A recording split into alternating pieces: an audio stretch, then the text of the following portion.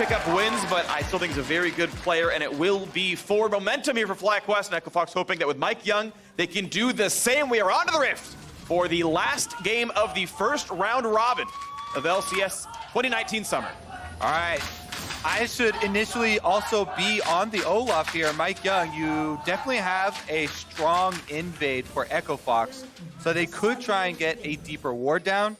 Both teams are spreading out just to look for defensive vision at the moment, but you definitely always have to worry about that possibility. Looks like we had a little bit of exchange, and Pobelter plus Wadid come out with a little damage dealt to Fenix. Sweeps it around the brush, no one's in there, and just find a jump around and press W back and forth. 11 gold for that Spell Thief's procs for Wadid on Fenix as well, so a little bit of extra change. Meanwhile, we might have a delayed invade trying to utilize that Olaf. Minions have spawned. Yeah, here's Hakuho leading the way. You could always technically go for a flash Q, but he's actually going to get thrown away by Prowling Projectile. WildTurtle holds his nerve. An aggressive Trinket Ward spotted out by FlyQuest, and now they'll know that Santorin will be spotted when he does his Raptors. All right, let's see if the bottom side actually fake leashes for Santorin, or if they just show in lane and let EchoFox know they're starting on the top side. Looks like they are delaying a little bit, not using any extra mana on the red buff or anything though, so should be fairly well aware. Santorin starting the Wolves though. Yeah, very interesting. Not on a buff right away, but it does make sure he's completely unseen at the very first beginning of the gank, because he knows that no one got wards this far down. Once they see him on this Trinket Ward, though, if he does go to Raptors, they will, if they check, know exactly what path he has taken by grabbing one camp without a buff on it. And it looks like, yeah, managed to bypass the whole thing. So Santorin pretty wisely gets around the jungle without getting spotted. They can guess that it was Wolves to red, but they don't know for sure. Yeah, that's one of the big things. Yes, the deep ward was put down by EchoFox, but Turtle was there and they saw the location of that ward. So Santorin working around known information here, not trying to give over location yet. And that opens up possibilities for making a move on the bottom side of the map. And I feel like the more common route would have been like blue to Gromp to, looking at top side. So theoretically, still has to play safe, knowing that they never saw Raptors, they never saw bottom side, so maybe he's up there. And early on in the Aatrox Kennen matchup, it does make the Aatrox have to seed some CS early on. Viper, you can see, getting a little bit of harassment down onto Solo, slowly pushing the wave into the turret. Gonna try and get some early damage. A lot of the early Kennen power does come from some turret damage and trying to get money off plates. See what you can get right here. It is Kleptomancy, so he's going to be doing even as much harassment as possible. Early Doran's Blade for the laning phase. We'll see where that transitions later on, but this wave is going to crash pretty soon, and sadly for them, it won't be with a jungler nearby. Unless you can get there fast enough, it's possible that he can crash with the wave, but timing's getting pretty tight. Yeah, he's going to do the full clear, power clear on Olaf. Pretty common. Gets to the level 4 extremely quick, and you also get the benefit of respawning your camps extremely quickly, so you can try and get to that level 6 point. MikeYeung now slipping into the river, and we does see Santorin pick up the Scuttle Crab. Exchange a little bit of knowledge that the Rek'Sai's on top, but Solo's just playing under tower anyway. Yeah, I don't believe Mike was spotted by the Scuttle walking over, so technically the Olaf wasn't spotted, but you do definitely know Santorin took top Scuttle and walked back into the jungle. So now Solo knows to be a little bit afraid of that side of that. And yeah, he's going to be just fine playing on a turret, as you mentioned, Kobe. Bot lane is shoved in. It looks like really almost nothing is denied. A couple of CS going to be dropped here, but not too bad. And again, as we go over the lane matchups here for FlyQuest, they want to have these early pushing lanes. A lot of this game does hinge on them getting a lot of extra advantages. With the Rek'Sai coming through to try and support some of these, they really need to try and get some information on MikeYeung's whereabouts. Because that Olaf can turn everything around on one of these overextended solo lanes especially. Yeah, because they are, and especially if it's like top or something, because it's so long. You chase them down forever, even flash, you're still chain slowed, you probably still die. And he's gotten back for an early red smite as well, so even with the time spent to recall, MikeYeung basically equal on farm overall against Santorin. Santorin's going to make his own recall very soon, and it's so far been treading water across these two junglers. And if we look at the keystones he's chosen to, MikeYeung with the Conqueror is looking to be more of the carry-style jungler, right? Sometimes you'll see Olaf go for Predator for those big, impactful ganks and try and snowball lanes. But with the Conqueror, you can actually stack it up extremely quickly. This is what top lane Olaf players take. Hakuho going for a gank right now, though. Spotted by Santorin. Tremor Sense actually saw that coming in, so Pobelter's running, and he knows Valkyrie would always get away from the anchor, so Hakuho doesn't even cast it right there. That was a bit, I guess, lucky that Santorin was tunneled and nearby. It's like, hey, this champion, get away. Yeah, just came up with a little ping there. He actually is able to see the control ward, but Hakuho sticks around to defend his placement for a little bit. Santorin this time around does feel safe, and without any tremor, he's like, okay, he's gone. We're fine. We can drop this one out. MikeYeung now, knowing that Rek'Sai is on the wrong side of the map, gets time to put a quick trinket ward down up towards that Gromp, hit the blast plant, and there's no ward on MikeYeung. Yeah, this is what we're talking about for the solo lanes. Trying to have an impact. This is the attempt. Solo is 6. Viper just hits it, though, and the axe not landing. There's no gank to be had. Buys Aatrox a little room to ensure that he can get the Kennen minion last hit there, at least, I guess, without some extra harassment from the Kennen, who is starting Doran's Blade, but definitely expect Viper to at least go half and half as far as the AP. Try and bring a little bit more of that, for the later stages of the game. I was actually talking, you mentioned the half-and-half build where you can sometimes see like Gunblade on Kennen, for example. So talking with one of the, I forget if it was an EU player or an EU coach, might have been Bwipo. And he was saying that he thinks that Gunblade on Kennen is actually always wrong. If you build it for a losing matchup, you lose your matchup anyway. Why not build the better team fighting item and just go proto belt and have the better team fight regardless? Because that's all you're trying to do regardless. And I thought that was a really kind of compelling idea, and I'm kind of curious now watching through the games if that does happen. I do think Europe has better top laners overall, and so usually good advice if it's coming from an EU top laner. All right, we'll see if he actually takes that advice. Santorin going to stick around for Scuttle Crab number 2 as it does spawn here. But so far, so good for the farming. Just got a fairly calm early game between these squads. WildTurtle and Wadid getting some poke out. Big fight. Ult comes in for Viper. Keep in mind, Aatrox does not revive unless he gets an assist. It's just a trade of cooldowns, though. Damage going back and forth. And it looks like they can both feel fairly comfortable as Viper continues pushing. Yeah, I think that ultimate trade super advantageous for Viper here. He might not have to use the teleport to get back to lane, in which case he could use the teleport for the bottom side play. Currently, EchoFox going for the hard invade. After seeing that exchange on top side, MikeYeung does move in with the bottom lane, steal away the red buff. That's pretty nice right there. Also want to point out that Viper's cooldown is 30 seconds shorter than Solo's. So even if it's nothing but treading water, there's going to be a 30-second window where you got Slicing Maelstrom, but not World Ender. Plus, he has to be super careful now. Solo doesn't have any vision on Santorin, and the turret plate is about to go down. So Viper's about to cash in. Meanwhile, EchoFox making another power play on the bottom side of the map. MikeYeung starts up the dragon, and they're looking for their first objective. Oh, they grabbed Sivir Nautilus really early on, and that duo lane has gone pretty well so far. Equal in farm, a quick early Cloud Drake, which is actually pretty big for a team that is mostly walking at you. Keep in mind that Sivir, Olaf, and Cassiopeia can only walk to get around things without summoner spells, so a pretty useful Cloud Drake, all things considered. Definitely very, very powerful, especially for the Olaf players around. MikeYeung feeling pretty good about his start to this game. As we expected, it is going to be the super carry-oriented Olaf. It's going to be the warrior, probably into Black Cleaver afterwards for even more speed when you're able to land that physical damage and really chase people down. You do have a front line. You do have that Nautilus, and Aatrox is pretty good if you get the assist, so maybe okay with that one. Fenix not quite able to stop the recall, but at least he'll be able to wave clear and stack that tier no problem. We do have your Proto Belt Freak, so he hasn't gone the middle ground with the Gunblade and has decided to go full AP AoE burst for Viper and FlyQuest. I think that is a wise decision because they're going to need to make the fights very quick. You want to have a high impact burst damage to the team fight because they're not running with a tank. Absolutely the case, and I think Proto Belt certainly makes sense when you have an advantage matchup as well. You don't need the lifesteal for really anything. He's probably running Ravenous Hunter regardless.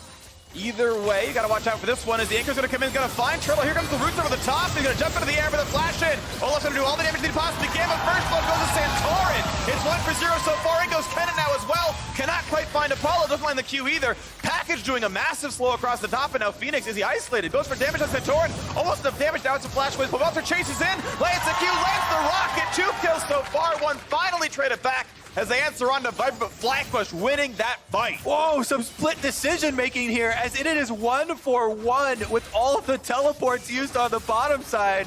What a party. After they entered the bottom half of the map, Viper charges 3 members up towards the turret. Let's take a look at this in the replay. So initially, WildTurtle does get hit with the hook, but it's already a preemptive ultimate from Wadid that lands the root. We have Rek'Sai go over there with Santorin, getting the ult and execute. The double teleports coming in. Viper chases up into the right on Apollo, whereas Pobelter is looking to defend the rest of the team. So the 2 solo laners for FlyQuest split here, and Pobelter goes and gets the kill with the flash there onto Fenix, but Viper then is left in the 3v1 as he chased the rest of the team up into the right, and so both teams come away with a single kill. Yeah, first blood with MikeYeung dying, definitely painful there as well. And now we have EchoFox back on the map, but down 1,000 gold as a result overall.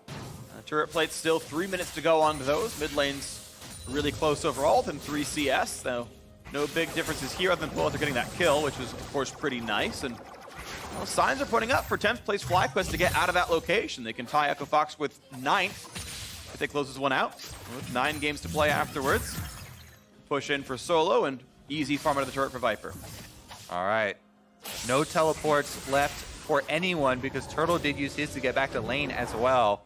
So not only was that fight a big party on the bottom side, but so many summoner spells need to get tracked right now. They're not going to be available for the ensuing follow-up. Rift Herald is available. We're still in the turret plate stage of the game, so it has a much higher value for the next few minutes if they want to transition to the top side. See if that comes through, because Solo has been able to push pretty reliably, but right now Scuttle Control is all for the blue team. You can see he has to dance around that one, put a trinket down, help to track Santorin. EchoFox with the push on top are not getting this Herald yet. All right, we do have the Herald started up by MikeYeung, looking for a little bit of vision control first. Feels like he's got it secured. But they also know Solo's in Tri-Burst. They had a trinket over the wall and watched him walk over there, but looks like it still feels okay for them with Whole team's coming. Santorin coming around. Yeah, it's literally everyone from EchoFox is on the top side of the map right now, and they have plenty of time to play with. Solo's going to fight Viper, push him away from this one, and they've got to respect Santorin. Meanwhile, the entire rest of FlyQuest are up here as well, and we've got everybody up above this northern river. And the poor Rift Herald is going to walk back to home. All right, going to be a reset for the bottom side of EchoFox at least, as they recall for purchase here. I have to say there's a huge discrepancy in the power of the mid laners too, because Fenix with all the scaling parts to his mana items right now. Yeah. Meanwhile, it's Pobelter on that Trinity Force from the kill that he got on the bottom side by chasing Fenix down. So there's a huge amount of extra damage that Pobelter can output, whereas Fenix is looking to build into the scaling mana items. 900 gold lead, definitely nothing to shake a stick at. Fenix does have pretty much money to buy a Rod of Ages now. He can start transitioning pretty soon. He's got 1,500 inventory, as you can see right here. FlyQuest, though, back to the bottom side of the map in time, and are going to grab the Scuttle at the very least. Santorin getting almost all these, as far as I can tell. Doing really well with the vision, but not yet going for this Drake. Overall, up in gold 700 as well, is having a very good showing. And Santorin, one of the best junglers in the league in the previous split, I think has still been solid so far, though his team hasn't been great. But in this game, he is out jungling the EchoFox newbie in MikeYeung. Yeah, definitely got the better of the exchange on the fight on bottom side. Rek'Sai ultimate really effectively used to make sure that he gets the kill execution and get out. Plus able to get his farm lead, resulting in an extra level here. Now he's got the playmaking ability of the stopwatch. And even though there's a lot of vision over this dragon, trying to set up for it. So far not pushing, but there we go. As the wave is shoved, but they're going to go back down to the river. All right, I think the package, super underestimated. Now Pobelter's got package number 2. Really helps in transitioning down to this dragon as well. FlyQuest do not hesitate to pick it up, and they will even the field. 1 Cloud Drake apiece. All right, both teams are speedy. They're fast out of combat. They're even a little bit faster inside of combat. And the game still sits above 1,000 gold in the lead for FlyQuest side. Plates have dropped, Herald not yet taken, but you got 2 in the mid lane, which is pretty solid for Pobelter, and the farm is otherwise pretty close to equal in most roles. FlyQuest is building up towards more ability power. Nice jump in, lots of damage right there, Turtle. Gonna jump into the air, gonna get lots of roots off in a row, as it's a pretty easy setup for Yuumi, gets away, but does burn both of Wadid's summoner spells. Woo. Apollo harassing under tower to us. That means they have to be very worried about this dive. And MikeYeung on the bottom side of the map forces the bottom side recall, but it's the start of the Rift Herald once again.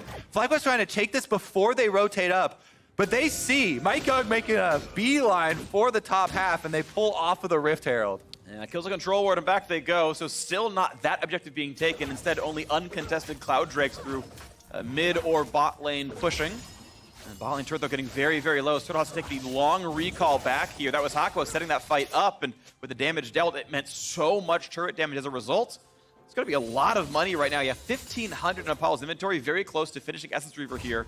Looks like that's the recall that's going to do it for him. And that'll be a gigantic power spike, basically tying what WildTurtle has.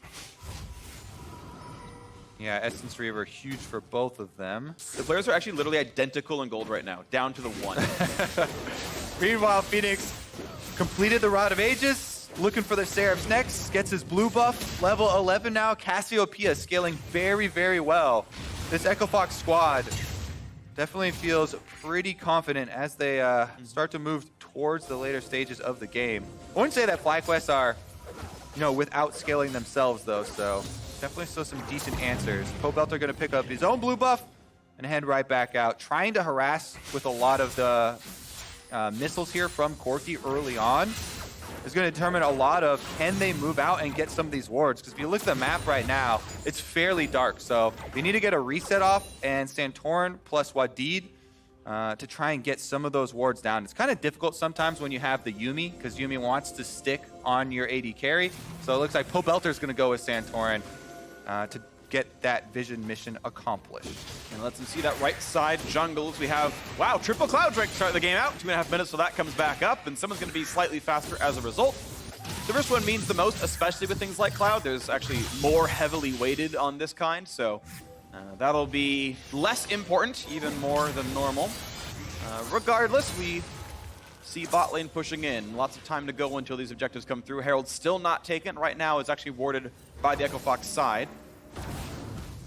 And then we still continue to farm off right here. So, if the win condition was scale for Echo Fox, I believe this is, yep. We are waiting. Now that word didn't last very long. MikeYeung spots that one pretty quickly. Wow, 2 wards. With the 24 vision score, he's popping off. Santorin has 40 though, so it's not even close. Yeah, I mean, they're trading on the top side. It looks like they're making a circle around on to solo. There's no way to get out except for down through the FlyQuest jungle. All right. Jumps one way over. Santorin's going to tunnel, though. Going to probably find a knock up here, but Fenix can absolutely help. WildTurtle coming by as well with Yuumi. Going to find a slow and going to find some damage, but Solo is going to drop Vipers on the board for kill number 3 of the game. All right, that should transition into the Rift Herald then, and you can really start moving this game along with some towers. Bottom side, Apollo is pushing for Echo Fox, seeing every member of FlyQuest on the top side. That results in the first tower of the game. The Rift Herald will be answered here very quickly for FlyQuest to try and get one back. Yeah, I will take the turret finish every time. The Herald usually means half a turret by itself. The full one seems a bit better. Big farm lead for Apollo as well. Helps bring this game actually closer than it has been in a while. Herald, of course, will be taken. That will go over, no problem. Santorin grabs it. We'll see where he donates the gold. As the item spikes come through and the half Infinity Edge now done for Apollo. I think we should continue to keep track of this discrepancy in vision. There are just so many wards here on the map for Echo Fox at the moment, and it's been difficult for FlyQuest to actually really recover. Top side, they just had WildTurtle and Wadid move up there and leave a few behind, but now they need to be on the bottom side of the map because Dragon is spawning once again. There's your third Cloud Drake Freak. 10 seconds left on that one. And Pobelter's heading top with the package. However, he does have teleport if they want to answer. All right, now the lanes are moved around. Both top laners have been put down to the bottom side of the map because I think they're more concerned about the fact that Baron's spawning in 30 seconds than they are about the Cloud Drake being alive. That was cute. Really sussed it out. 200 IQ play there for the boy genius. There's actually a question in the pregame chat. Fenix asked Santorin what he calls Pobelter. Do you call him by his alias or his real name? And he started listing all the aliases. Boy Wonder, 200 IQ, etc. I really enjoyed that. The notorious POB That was has been playing for a long time. He has. All right, Fenix actually getting pelted under the tower, and POB circling around. Fenix gonna completely miss the stun. They're still gonna chase in though. Big room coming across, and Olaf not gonna find anything yet. Pops the stopwatch, will be knocked up. Ults, flashes, one more hit, a double kill for WildTurtle. FlyQuest do no wrong in these fights. Wadid easily gets away from Hakuho as well, and FlyQuest are trapping EchoFox. Pobelter knocked in the air, gets nothing back for it. Hakuho was able to find him and get one back, but that was a huge play for FlyQuest. Mid-turret down, couple of extra kills for themselves, as well as picking up the Drake afterwards. This is a nice pickup right here on top of the extra gold they've got. So 2,000 gold lead and a small Cloud Drake lead now as well.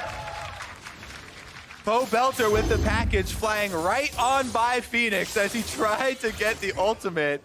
Good setup. Let's take another look at it here. Yeah, Turtle throwing down some of the harassment with Wadid, and Fenix, yeah, just looking like it's a little bit slow on that one. Firing it off of where Pobelter used to be. Then Pobelter gets healed up by Wadid, runs out to the top side as Turtle flashes in for the double kill.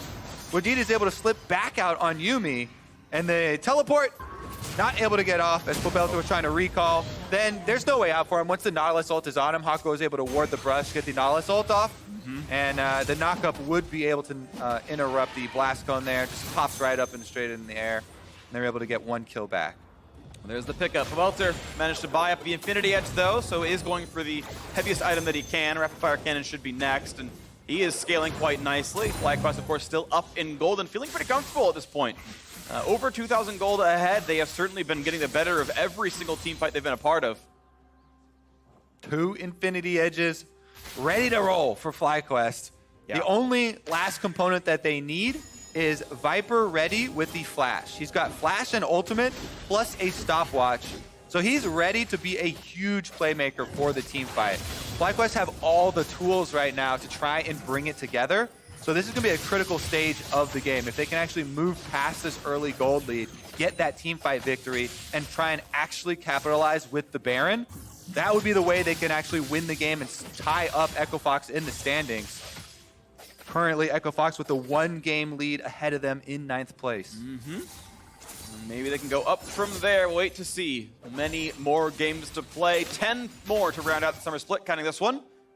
See whose fates can be turned around. The Seraph's Embrace finally done, though, for Fenix. He's essentially fully online now. The first 2-item spike is in there for Cassiopeia. Of course, grows from there, but that's where you really want to be pretty early on. Herald, though, summoned late in the top lane, and that will be another turret going down. So FlyQuest stretching this now 2-1 in turrets, as they had cracked mid lane a little while ago. And who's going to answer top lane tier 2, because it will at least take some damage. Looks like the charge should go through, but not much more than that. Decent chunk of damage and some very, very good wards here as well. FlyQuest have been able to get back around the Baron, so they're putting this gold to pretty good use. Let's see if they can actually get their reset off and push out the lanes.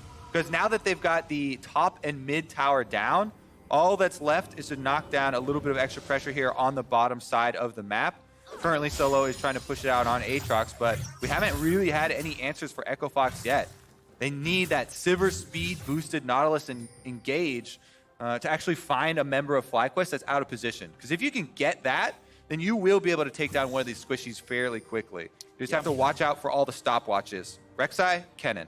Those are the two. Everyone else is ranged and fairly squishy. No defensive items other than the Athene's Unholy Grail and just Yuumi's kit, trying to keep people alive. So if you can find that squishy, that'll be nice. EchoFox sitting in the top river. Anchor's going to find a Scuttle Crab, and Smite's going to go through for MikeYeung. So Vision top side is now theirs. Still nursing their gold deficit, but can maybe play for this Baron as it's alive and has been for 4 minutes.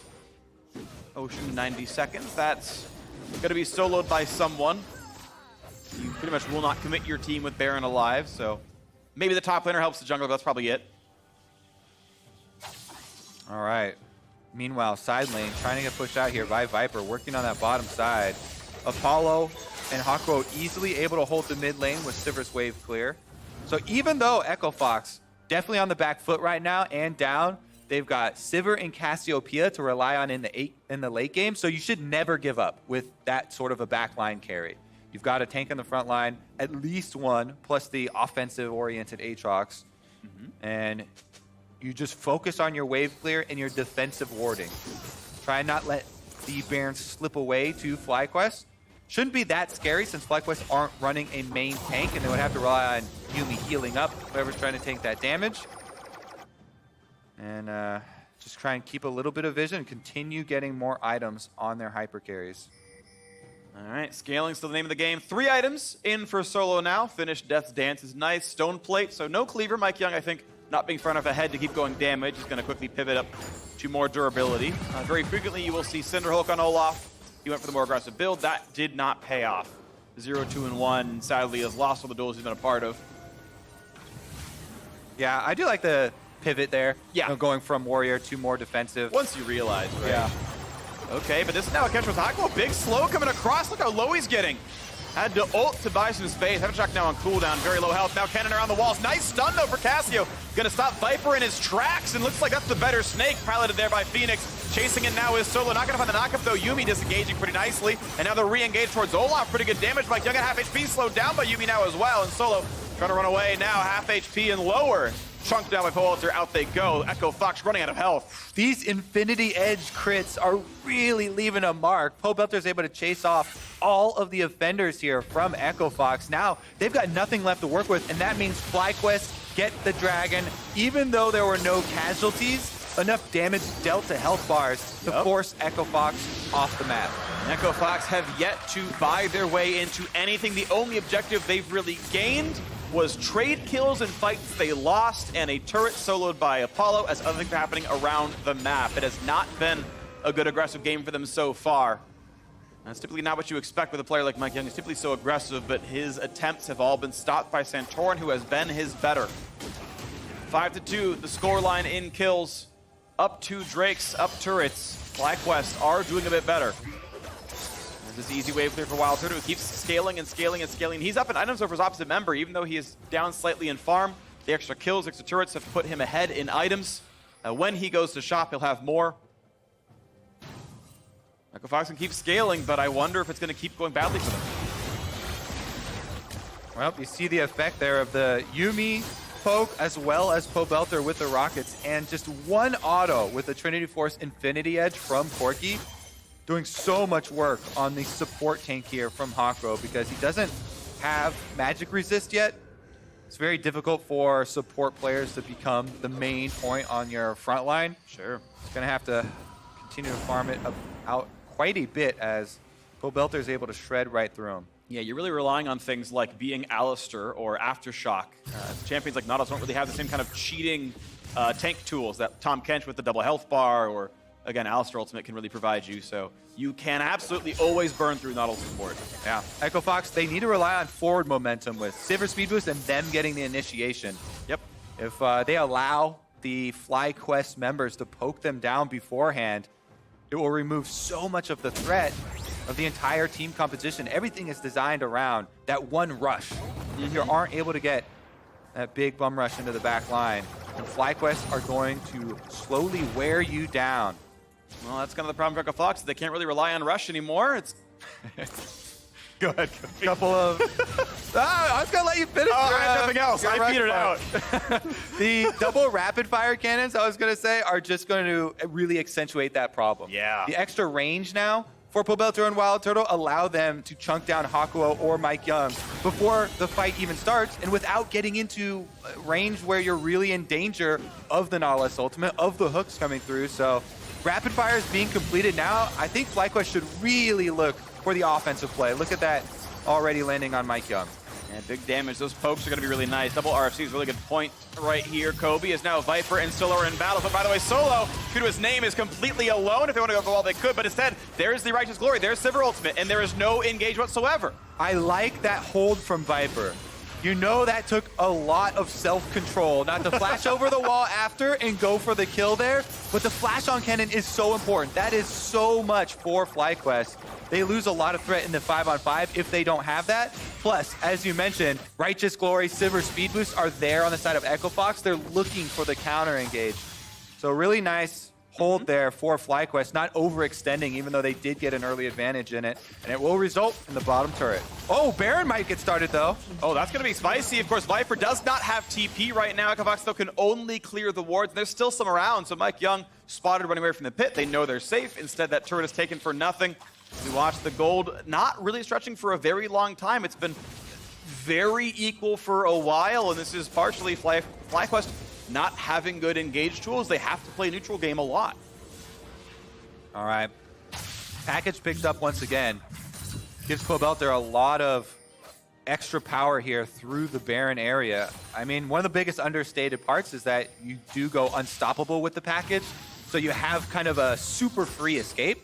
You know, even if EchoFox do look to try and catch you in one of these aggressive ward moves, it does give you a little bit of a trump card. So FlyQuest make another nice move. They clean the Baron area. They're going for a 2v1 bottom. Solo trying to find Viper right here, but indeed, WildTurtle is around. Can't find the root, though, but Pobelter's here now as well. 3v1 to the bottom side, but that means the EchoFox are going to go for the other side of the map. So here comes the rush. Now the question is, can it be stopped? Viper still no teleport. Pobelter and Turtle can, though. They can bring in 3 members. But Yuumi was not attached to any one of them. So it's the 3 versus the 4, and the 4 are running away to the wrong side of the map. They don't have a good way out. They can kill minions, but they will eventually be surrounded as the rest of the squad is coming over. Turtle's the gatekeeper right now, holding off their pathway back to their own base as Pobelter just shoots rockets from the side. And they're not committing to running to the right-hand side. They're giving more space for FlyQuest to come over. This is going to be a complete whitewash here as EchoFox are still stuck in the corner, and now Viper is here. This is assuredly going to be a win for FlyQuest. 5-on-4, stuck in the corner. Fox now willing to go forward. Here comes the dive. Kennen over the top. 1-0, make it 2, make it 3, make it 4. EchoFox refuse to run, and instead they die, and Baron will go to FlyQuest. What a clean sweep for FlyQuest. That is going to result in the Baron, and that is going to be a rich, rich FlyQuest team. And I cannot do anything but hate on how EchoFox played that fight. They know Viper can come, and they didn't just run through someone to try to get away. Instead, 4 for nothing, and Baron just hemmed into the corner. All right, you're working against the clock at this point because they're down a person. They know that the Kennen's coming. Like you're talking about, they have Sivir ultimate, so their best hope is to pop the Sivir ultimate. Run past Turtle. Rush by, but right after Turtle ults the hook here, they decide to turn around into the waiting arms of Viper. Flash ready for Kennen, despite what the spectator is going to show here. And he's going to walk around the miasma. Flash from Santorin, flash from Viper, gets in, huge AoE, and they are able to just destroy EchoFox. No answer for them, and that is going to be a clean sweep of the map and objectives as well. Yep. Baron picked up, Dragon picked up, and here comes that siege. Delayed ace, even the Drake picked up afterwards. Second Ocean makes sieging trivial. You are always topped off. They can do almost anything they want. There's the gold lead going up 5,000 in almost an instant. And this is going to be a lot of the base falling away. EchoFox have lost, I think, all of their opportunities. Really good patience in this game, I think, by FlyQuest. Not overextending, not over-chasing when they don't need to. Waiting for their opportunity, and as soon as they get the advantage, pushing so heavily and taking everything in this match. Looks like FlyQuest have their eyes on that tie with EchoFox. They can get this victory, start moving up the standings in the second half. It's going to be huge for them. Oh, Turtle. Okay, Pobelter. He almost gets the kill, but now a root with Hakuho has to flash away now as well. And Solo not going to find much out here either. Miasma going to stop the re-engage, though, and it will be the stop and the wait, but keep in mind the region for FlyQuest makes them completely safe here. And Viper concedes the bottom lane. The rest of the squad can keep pushing mid.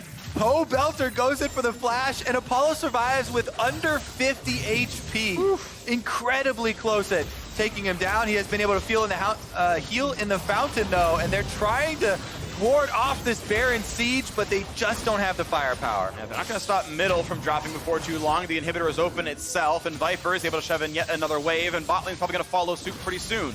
There goes mid. They can collapse towards bot, or they can simply walk through on more their side of the map. Either way, turret's getting lower. One more auto attack. Down it goes. And FlyQuest could open the second inhibitor. Solo kills of war, but not looking for the engage right now. Will there be a route forwards? Or does EchoFox choose to lose another structure and wait out for more time? 45 seconds on the Baron buff. You have to imagine during this wave or the next, that inhibitor will fall and the reset will happen. All right, they've got another wave coming in. Baroned up. Is this going to be the last stand? Ooh, a lot of poke goes down, and the inhibitor's almost about to fall. Will Solo flank? I don't know if you do it with the turret already gone. It's going to be that one wave clear, but still 20 seconds on Baron. The wave is coming. A single auto attack will kill it. Turtle can do it. Or Pobe with the Valkyrie without much issue. This wave, though, I think it still falls for the reset. But maybe with the Baron buff falling off and the gold not spent, that's your opening. In 10 seconds, you hit every button on your keyboard, and you hope it's enough to kill. Damage to the Santorin, still not quite going. There is the play. With Baron buff gone, this is the play. Can they find it? The EchoFox gonna hope for something, but no, immediately turn back around. They cannot find their way in. Even with Sivir, even with Nautilus, it's not gonna happen. There's the anchor forwards, but Viper has the ult. Protobol's forward. One kill, make it a second. Solo can't do enough flashes, but not to safety. It's 3 kills already. Inhibitor falling, make it a 4th as well. That's gonna be the win. FlyQuest will indeed take down EchoFox, and they will tie for 9th. They begin to claw their way back up the standings. Triple kill at the end for WildTurtle. They're looking for one more. The fountain to add to the KDA. It's going to go to Santorin 4, 1, and 8. The ace 15-3. One of those deaths being on